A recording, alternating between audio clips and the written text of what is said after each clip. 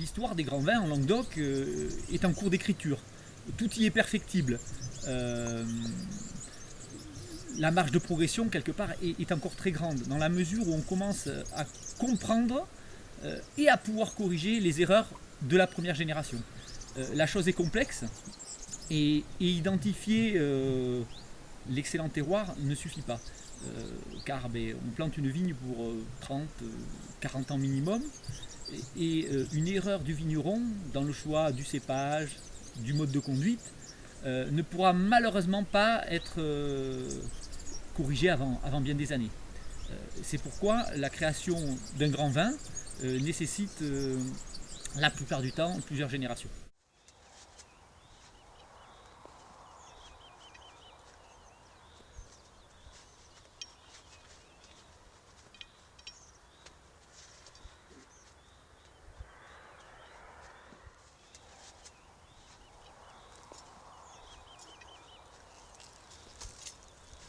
Qui a mis un plan.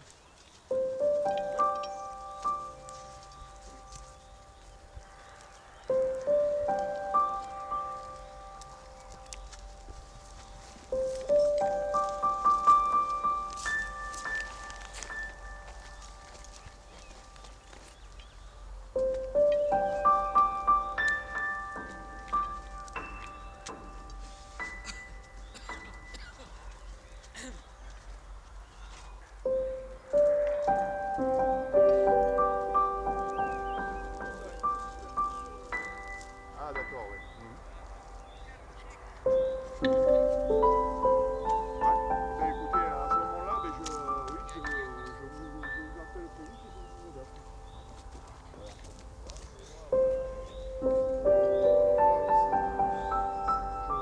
Ce soir déjà j'y verrai plus bien parce que c'est un chantier de 30 000. Donc je verrai s'il faut, si j'arrive à le gratter un jour, c'est là-dessus.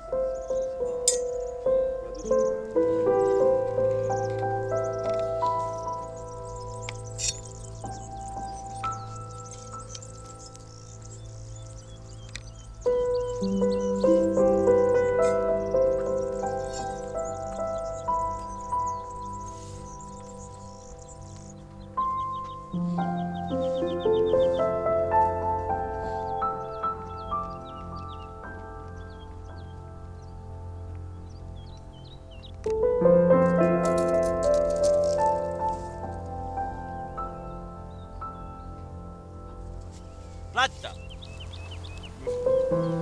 Pas tirer 50 fois.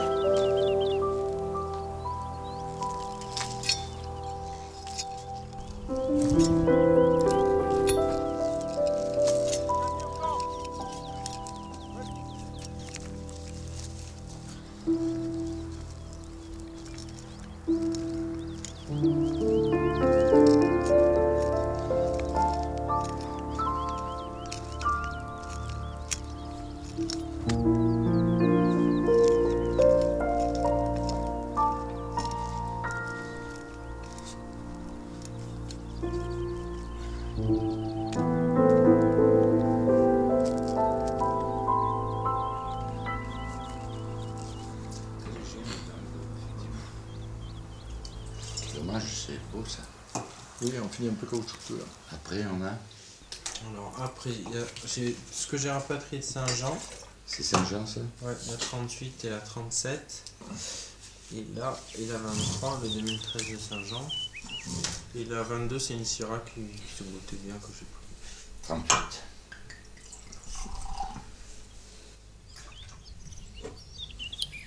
Bon, où sommes-nous? Nous sommes Là, normalement, là, sur la rive nord de la Méditerranée,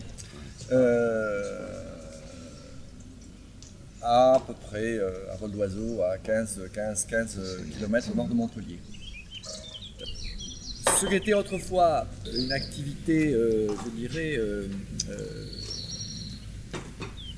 parmi d'autres, hein, d'une polyculture méditerranéenne, est aujourd'hui devenue C'est un peu végétal. notre gagne-pain principal. Voilà. Aujourd'hui. Hein. Pour une fois, il ne faut pas écrire l'histoire à l'avance. On ne sait pas ce qui va arriver après. Mais pour le moment, c'est ça. Alors moi je suis arrivé dans le Pizzalou 1973. Bon, à cette époque, c'était un terroir très pauvre pour plusieurs raisons. D'abord des terres qui étaient pauvres, donc des rendements qui étaient faibles par rapport à la plaine. Quand je parle plaine, je parle des plaines biterroises, je parle des régions du long de la 113 où on produisait beaucoup plus qu'ici, avec à cette époque un encépagement qui était très riche en carignan. Le vignoble avait été modifié en 1956 à cause d'une forte gelée qui avait détruit une grande partie du vignoble. Et à cette époque-là, les conseils des professeurs d'école d'agriculture avaient été de planter du carignan, ce qui n'était pas forcément une bonne chose, mais qui correspondait à l'époque à l'esprit de la viticulture régionale qui cherchait à produire du vin, à faire du volume et pas forcément une recherche de qualité importante. Le problème, c'est que sur des régions de la plaine où on faisait 100 ou plus de 120 hecto-hectares, on arrivait à avoir une rémunération qui permettait aux vignerons de s'en sortir. Sur le Pic Saint-Loup, avec les rendements, il n'était guère possible de vivre, quoi. Ils vivotaient, mais ils n'avaient aucune possibilité de vivre bien.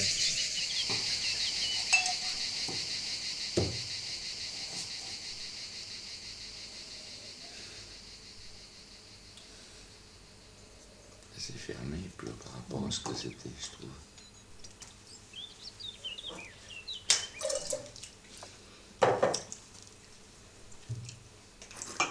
Je peux faire ça en bouche, non? Un peu plus rond, non? C'est plus rond, mais c'est quand même pas très aromatique. Non. C'est fermé, hein, c'est fermé. Alors à partir de là, les gens ont réfléchi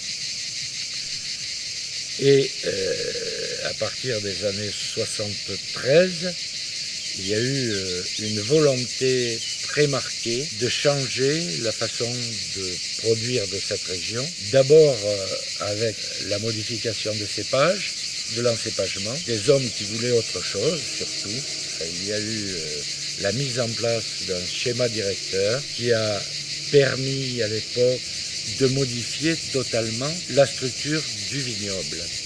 On a eu à l'époque des hommes qui ont poussé cette idée. Les premiers, c'était Sylvain Guizard, qui était propriétaire d'un domaine particulier, le domaine de Cesles. Pierre Arnaud, qui était président de la cave coopérative de Saint-Mathieu, quelques autres. Et on a eu une modification très très importante à l'époque des plantations. Entre autres, beaucoup de syrah, ce qui a modifié complètement la production et la qualité des vins du Pic Saint-Loup. En 85, il y a eu l'arrivée de Guillaume Bruguière, qui a commencé à produire des vins de qualité et qui a commencé à l'époque par vendre toute sa production en bouteille. À l'époque, déjà, Jean Roliac avait commencé à s'installer, acheter des vignes, mais il produisait à l'époque en cave coopérative. En 1990, il a commencé à produire ses premiers vins.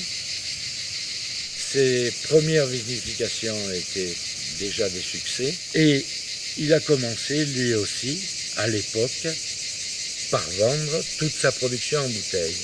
Il y a eu une démarche en disant, pas du tout de type commercial, mais technique, qui m'a passionné. Voilà, à l'époque, ça a été aussi, en dehors du travail physique qui me répugnait pas du tout, parce que j'étais un sportif, ça m'amusait beaucoup. En même temps, il y avait une...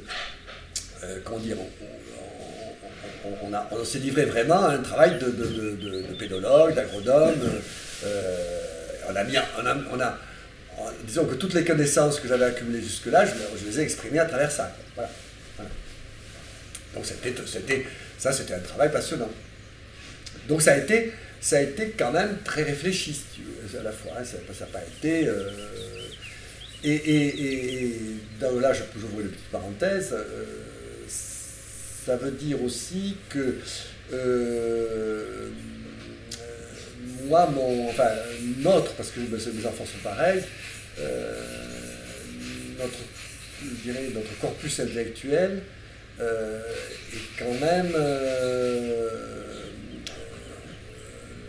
d'abord la connaissance, une connaissance de type rationnel au départ. C'est-à-dire que on part d'abord quand même on sait beaucoup de travaux ou de connaissances qui ont été accumulées au fil du temps par des gens qui utilisent la méthode scientifique, voilà, que ce soit des phytoécologues, que ce soit des pédologues, que ce soit des professeurs de viticulture, quelqu'un qui nous a beaucoup conseillé, qui était un grand ami, qui était professeur de viticulture plus âgé que nous, qui est mort maintenant, François Champagnol, qui était quelqu'un tout à la fois issu du milieu, parce qu'il y a eu Marc Auclair, mais il n'y a pas eu que Marc Auclair autour du domaine d'Ortus, il y en a eu d'autres. Il n'y a pas eu que Guy Bascou, il y avait aussi François Champagnol, qui était professeur de viticulture à l'école de Montpellier, fils de viticulteur, qui avait d'excellentes connaissances pratiques de la viticulture, et la viticulture d'appellation en particulier, mais qui était en même temps un physiologiste végétal, qui était un scientifique de haut niveau. Tout à la fois pratique et voilà. Et donc, nous, nos maîtres sont là. Voilà. Donc, on est tout à la fois passionnés de viticulture durable, enfin d'agriculture durable et d'agriculture écologique, mais écologique au sens, pas fantasmé, voilà. Au sens où il faut trouver des solutions pratiques à des problèmes pratiques, et que ces solutions, il n'y a aucune solution idéale, et que ces solutions sont toujours des compromis, et qu'il s'agit toujours de trouver le meilleur compromis possible, mais qu'il n'existe pas de démarche pure, de démarche voilà, comme naturelle, qui serait par essence divinement bonne. Non, ça n'existe pas. Malheureusement, il n'existe que des mauvaises solutions, mais qui sont les moins mauvaises du moment. Voilà. Et donc notre effort constant, c'est de trouver les moins mauvaises solutions chaque fois qu'on fait quelque chose. Voilà. Et en réfléchissant au maximum, en essayant de comprendre au maximum ce qu'on fait. Voilà. Voilà. Là, on a dit 6,5.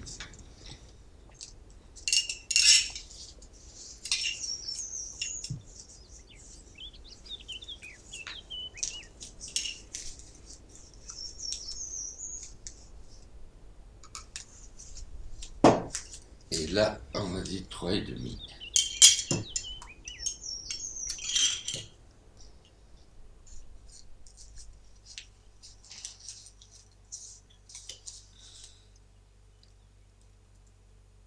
C'est intérêt de mélanger. Hein? C'est intérêt de mélanger. Ah oui, ça c'est...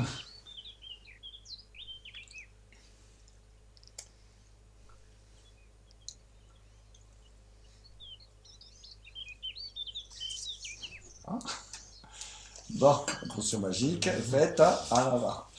Le Doric de Marc.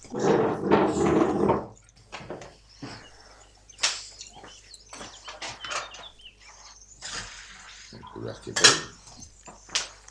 Le nez, c'est grillé. Bon. Un peu grillé.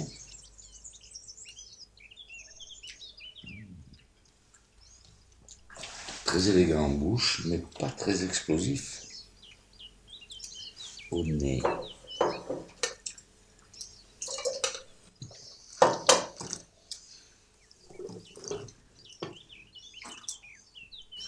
Toi qui voulais pas de bois, je trouve que c'est quand même. C'est un peu bois encore. Ouais. Faut que j'en diminue.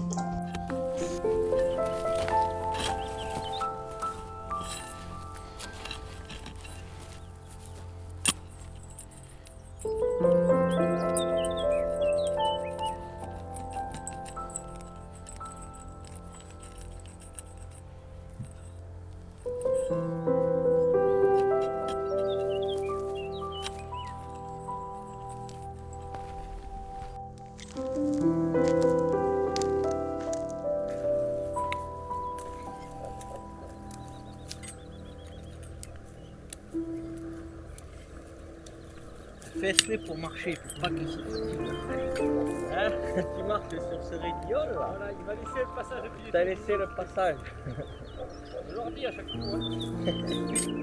Il n'y a que pour ça que c'est bon.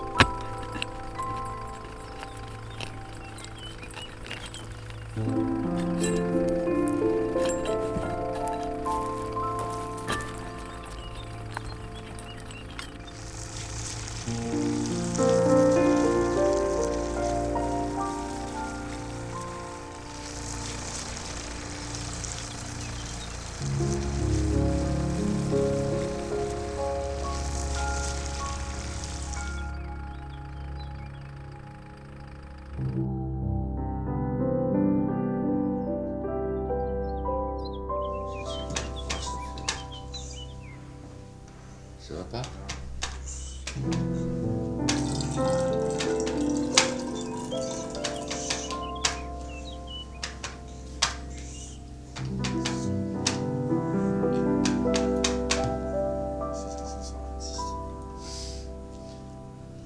C'est ça? Trois calculatrices, Je pense que résultats différents. Marc, c'est de la race de ceux qui, d'une longue lignée qui faisaient les foires. Donc ils savent calculer. Pas de machine, pas de machine. Il a été ministre des Finances de Louis XVI. Mais non, Ses ancêtres. Mon père, mon grand-père, il apprenait à mon père le calcul mental. C'est comme ça que. Oui, c'est sûr. Il n'y avait pas de machine à l'époque.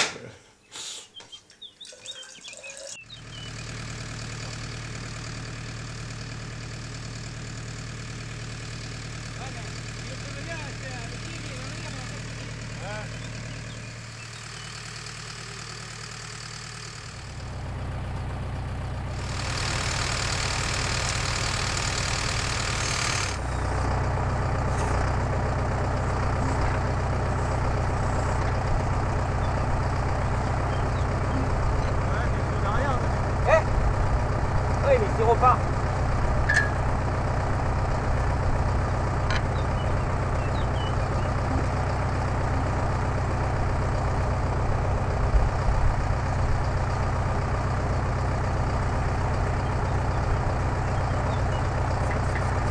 C'est tout un métier, ça. Pourquoi on a autant de mecs? Bien fait. Bien fait.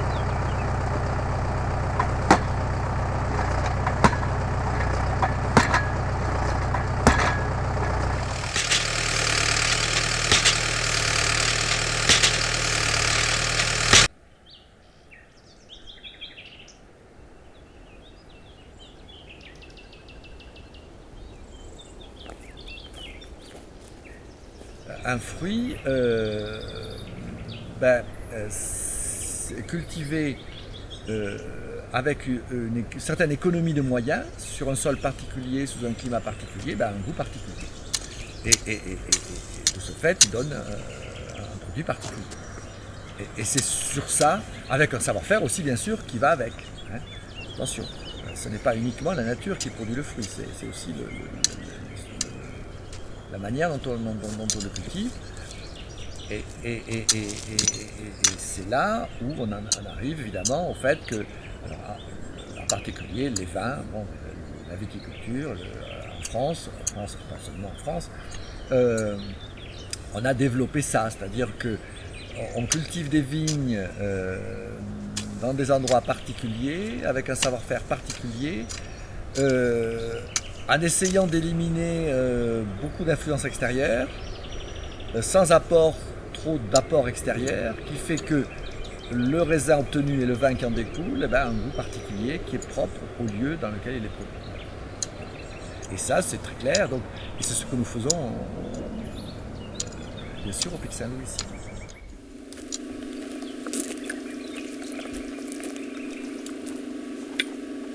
Bon là, j'attaque le piquet de tête, je le perce, comme ça pour faire des téléphones et des obons. Et on les relier à la marque, comme ça le piquet il va tenir bien droit. Et là j'ai passé tout à l'heure là, j'ai tracé et j'ai respecté les mesures exactes. Comme ça le passage, le palissage il soit nickel. Et normalement dans d'autres domaines, j'ai vu pour les obons et tout, ils font certaines pointes.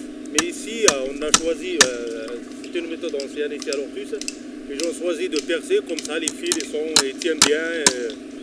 Et voilà, c'est la méthode la plus juste. Bon, j'attaque.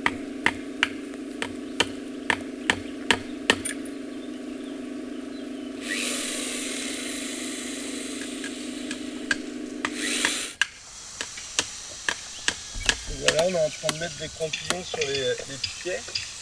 On en met à partir du fil téléphone. Ça c'est quand les plantiers, quand la végétation va pousser l'année prochaine. C'est pour enfermer la végétation, on en met dans les deux sens. Et après on en met 20, 40, 60 et de 5 cm au-dessus. Et c'est pour enfermer la végétation. Et il y aura 3 fils qui vont être tirés, qui vont être posés là-dessus. Où on pourra graffer un 40, un 60 et un au-dessus. Que la végétation soit enfermée dans les fils en cas de vent et en cas de maladie pour que l'air circule comme il faut. Pour éviter les maladies.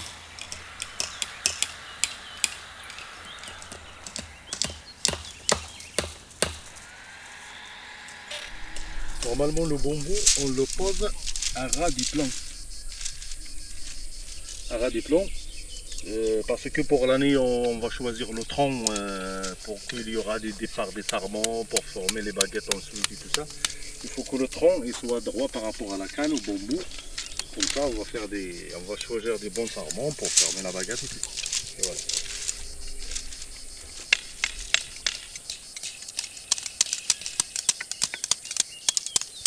Tout ce qui est de piquer les fils et tout, c'est comme pour moi c'est comme un squelette.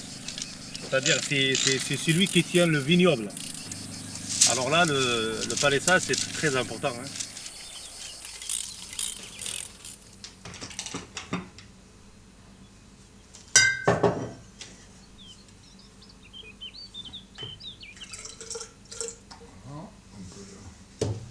Grenache. 22, tiens, passe. Comme piano. Ouais.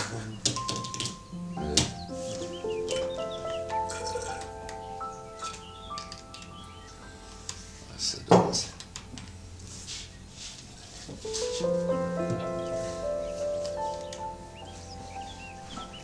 Voilà ce que ça donne. Ouais. La couleur est belle.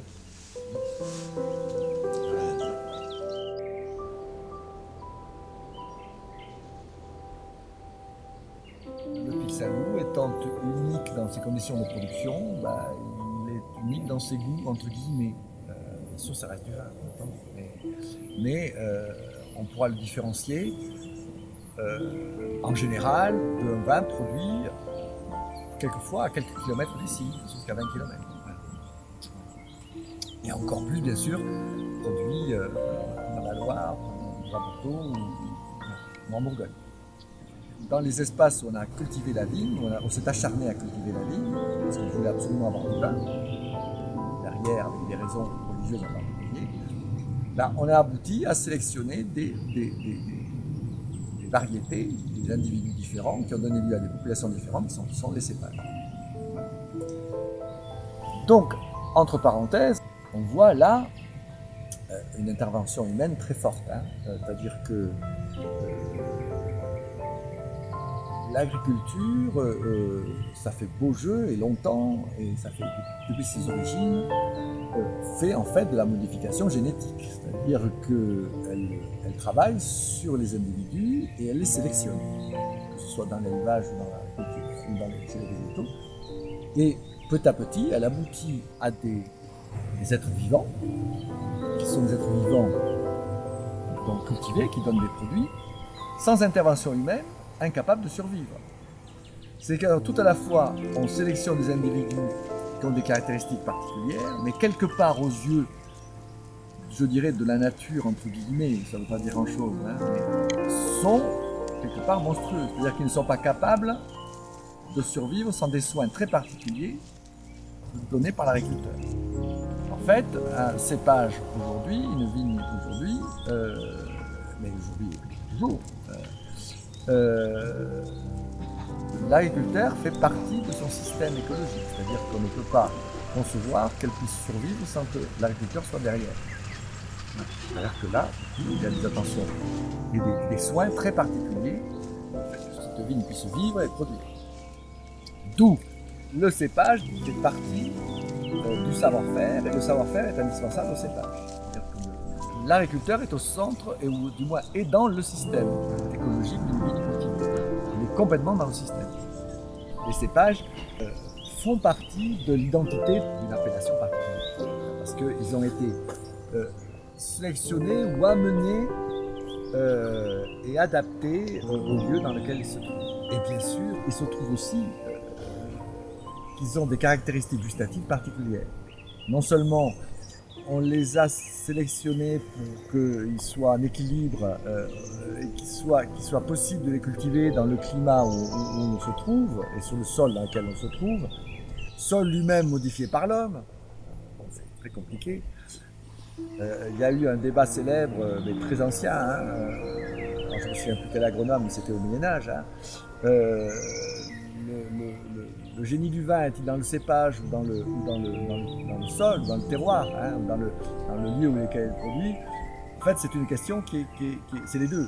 C'est-à-dire que un cépage, à partir du moment où on le déplace hors de son lieu d'origine, il va donner un goût différent. Et en même temps, il donne un goût qui est propre, qui est le sien aussi. Il arrivera même qu'un cépage donne des produits extraordinaires dans son lieu d'origine, déplacé très loin de ses conditions d'origine, va donner quelque chose de tout à fait médiocre. D'autres cépages, dits très plastiques d'ailleurs, de ce point de vue, par contre, déplacés, donneront des choses différentes mais intéressantes.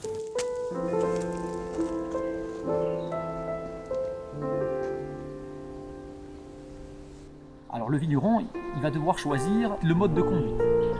Le mode de conduite, ça va être la densité de plantation et la surface foliaire. Alors la densité de plantation, qu'est-ce que c'est? C'est le nombre de pieds hectares. Tout simplement, l'écartement entre les rangs et les souches. Plus il sera important, plus on va induire une concurrence entre les pieds grande. Et il ne faut pas aller au-delà d'une certaine limite, puisqu'après la vigne serait trop faible. Si à contrario, la densité est très faible, c'est-à-dire on met un petit nombre de pieds hectares, la vigne va avoir une vigueur importante, puisqu'elle ne va pas entrer en concurrence, et donc on risque d'avoir d'abord une expression végétative énorme. La vigne ne va pas s'arrêter de pousser, elle va faire beaucoup de grappes, avec des gros raisins, et ce qu'il ne faut pas et qu'il faut à tout prix éviter pour avoir de beaux raisins. Allez, un petit peu de mélange.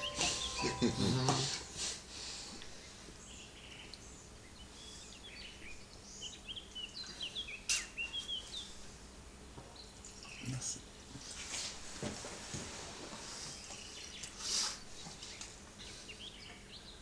Merci.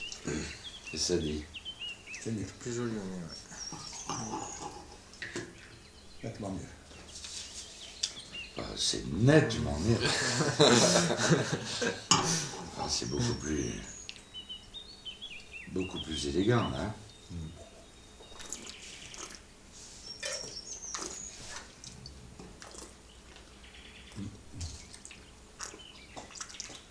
Syrah, oui, ça finit bien.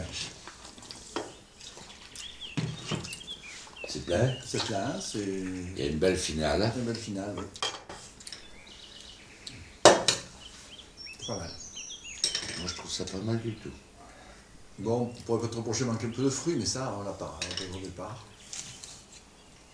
On a beaucoup de séravine là-dedans. Le couple cépage-terroir qui détermine le résultat qualitatif. Puisqu'on est en Pic Saint-Loup, nos 3 grands cépages sont la Syrah, le Mourvèdre et le Grenache. Donc, les aptitudes physiologiques de ces 3 cépages sont complètement différentes. Par conséquent, le terroir de prédilection de l'un ne sera pas celui de l'autre. Si on prend l'exemple de la Syrah, qui à l'inverse du Mourvèdre et du Carignan par exemple, est un cépage précoce à cycle végétatif court. Le terroir idéal va être celui qui va induire une maturation lente des grappes. Alors pourquoi ? Parce que cela permet une accumulation lente des sucres et de préserver les arômes et l'acidité pour avoir un équilibre des vins parfait. Ce mariage entre le terroir et le cépage doit être harmonieux, mais il ne suffit pas. D'autres paramètres sont importants. Il va falloir, la hauteur de palissage va également être très importante car celle-ci va permettre d'optimiser la surface foliaire éclairée. Plus elle sera grande et plus la photosynthèse pourra être importante. Ce critère est primordial dans la mesure où la production de la vigne, en quantité mais surtout en qualité, est directement liée à son activité photosynthétique.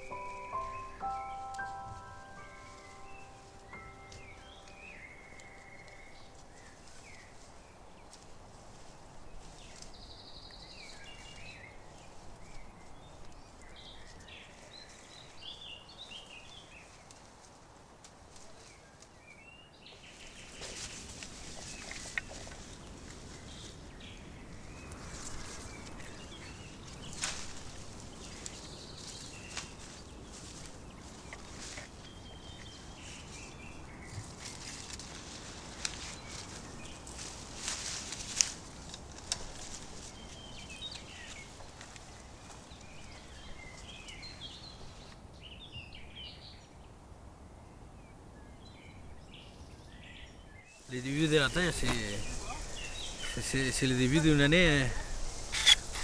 Pour faire une nouvelle récolte, il faut bien commencer la taille proprement, avec des froids. C'est important le froid. Le bois, il est plus dur, il est plus costaud. Il n'y a pas le froid, il n'est pas en forme, les bois, les souches. Et ça commencera en bonne année avec les froids. Voilà. La vigne, il a besoin de froid.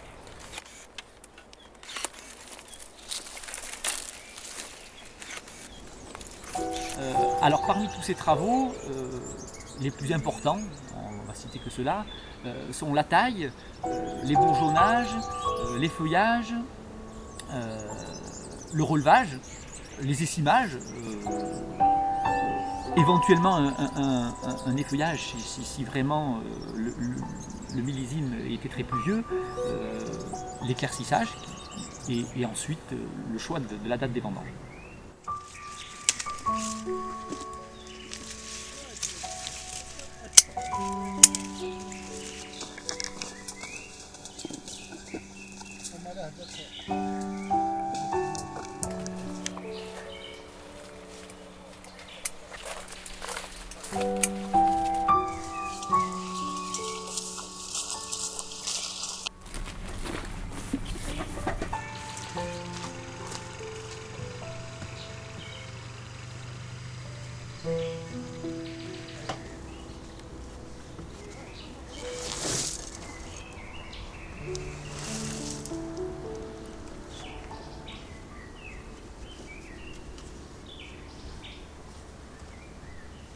Ce que ça donne. Ouais. La couleur est belle. Il n'y a rien à dire. Le nez aussi. Ouais, il y a quand même assez. Ah ouais, moi je trouve que ça me va. C'est frais. Moi je trouve ça pas mal du tout. On n'avait pas. Eh ben c'est pas mal du tout. Ça fait un joli nez. Ouais. Vous allez voir en bouche, c'est pas mal aussi. C'est rond, c'est. Enfin, disons que ça finit bien, comme le nez. Il y a une fin de bouche qui est fruitée. C'est frais. Non, c'est bien. Bah, c'est dans le style de ce qu'on fait en ce moment, hein. Ouais. On va faire mieux là. Mieux ou autre chose. Moi j'aime bien ça. Moi j'aime bien, moi aussi. Je trouve que ça fait. C'est frais, c'est fruité. Et en même temps, ça. Les rails doivent être un peu chauds. En même temps, c'est rond. Eh ben oui, ça fait un peu plus méditerranéen que d'habitude, plus rond, plus puissant. Mais c'est l'année, hein. C'est le style de cette année. Moi je trouve ça pas mal du tout. Un joli nez. Enfin, peut-être un peu moins élégant. Oui, mais en même temps, c'est un vin qui a de la matière. Il y a un peu de matière, il y a un peu de matière. Il remplit la bouche.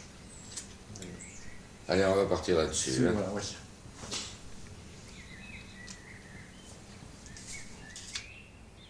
Avant tout, on déguste notre travail, c'est-à-dire qu'on juge des interventions qu'on a faites dans le vignoble, si c'était vraiment adapté.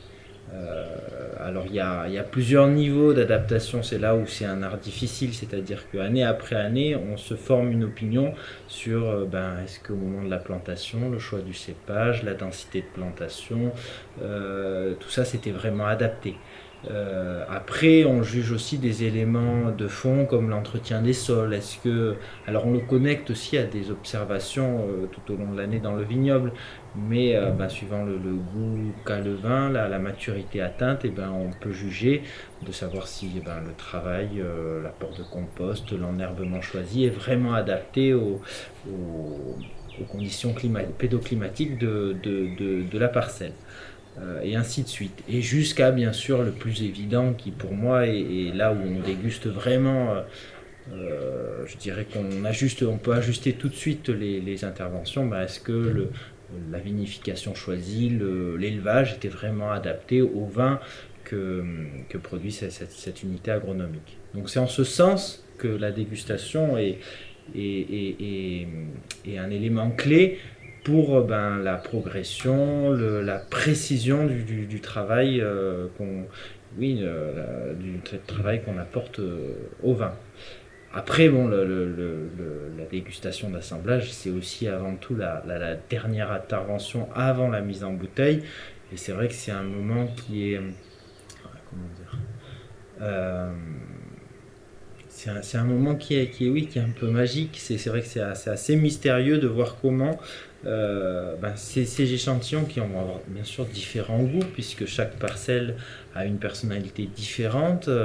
Alors sur les blancs ça peut être très marqué puisque suivant les cépages, si c'est un climat tardif ou précoce, vous allez avoir des arômes, des niveaux d'acidité, une matière qui seront très différentes d'une parcelle à une autre. Et l'assemblage, ce qui est magique, c'est de voir que le fait d'assembler, c'est d'additionner différents goûts, vous n'obtenez pas l'addition de tous les goûts dans le vin, vous obtenez tout à fait autre chose, quoi. Il y a des interactions, des synergies qui se créent, qui font que c'est ça qui est un peu qui est surprenant, c'est comment un élément dans l'assemblage qui est minoritaire, si vous changez la proportion de cet élément, et vous bouleversez complètement vous pouvez démultiplier le plaisir que va apporter le vin au final. Et c'est là où cette dégustation, je pense que quand on nous regarde, ça doit se sentir, c'est qu'il y a des moments où oui, c'est de l'émotion, c'est vrai que de voir ce qui relève de la nuance, si on regarde les proportions mathématiques, comment le goût, le plaisir s'en trouve démultiplié, c'est-à-dire que le vin devient beaucoup plus harmonieux, équilibré, complexe, fin, et c'est vraiment, et pour tous les vins, même pour faire des petits vins, je dirais que l'assemblage est un moment de vrai plaisir.